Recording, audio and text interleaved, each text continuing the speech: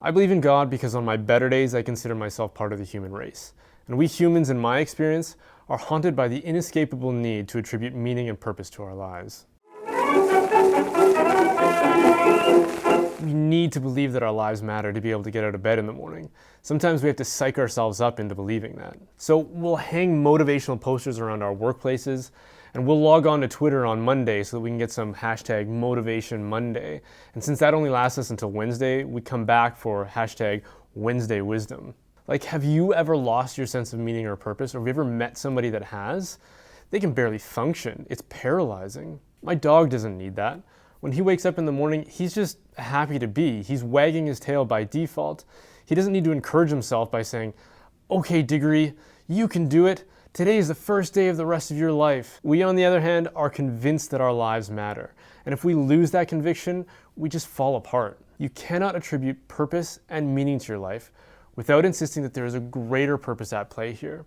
And that greater purpose isn't revealed by the observable facts. It invades our consciousness. Think about the alternative view for a second, or what the observable facts reveal. Through a random and unlikely series of trillions of effects caused by cosmological events, a world like ours came into existence and was fine-tuned enough to sustain the ingredients for life. And from that, life emerged. And then over the course of billions of years, that life evolved through random mutation and natural selection until it became sufficiently complicated enough that it could be self-aware and apply its reason to everyday life. And then that creature lives for about 80 years, a number so insignificant that in the scope of what I just described, it doesn't even measure on the scale of what we're talking about. And somehow, this creature thinks that its life matters in the grand scheme of things. That's one explanation for why you're here today.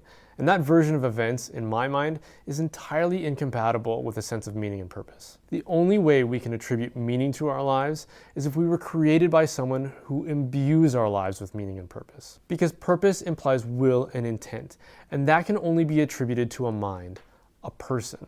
Now, if God does exist, and He programmed me to believe that my life matters because He created it, then I have to assume that He's invested in my life somehow. This meaning that we insist exists seems to find parallels in love, because love is the thing that every culture has attributed humanity's highest calling to. So it's not a big leap to assume that the God who exists, who imbues our lives with meaning, and who inspires us to believe that love is our highest calling, is very much concerned with love Himself. If that's true, then God isn't just invested in our lives, He likely loves us and is calling us to be more loving. But if that's true, then He must be revealing Himself to us, because what good is love unless it can be reciprocated? And that reciprocation can only occur if we're aware of God. So how might He reveal Himself to us? He could just show up here in all His flaming glory and be like, "Hey guys, it's me, the source of all life and being. Wanna go grab a beer?" I have a feeling that would be a little overwhelming though. I can't even look at an impressive display of the Northern Lights without feeling overwhelmed. And those are just sun farts hitting our magnetic field. God's glory, fully revealed, would be so overwhelming that asking us to have a relationship with Him after the fact would negate the possibility of choice. And choice is necessary for there to be love. Like, have you ever met a celebrity? It's pretty impossible to be yourself around them. You find yourself compelled to seek relationship with them because of their celebrity. God would be the ultimate celebrity. And I don't think He wants a relationship with us based on our compulsive attraction to Him. He wants us to choose it.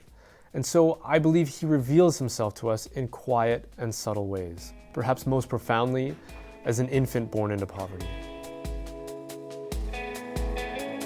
Thank you so much for watching.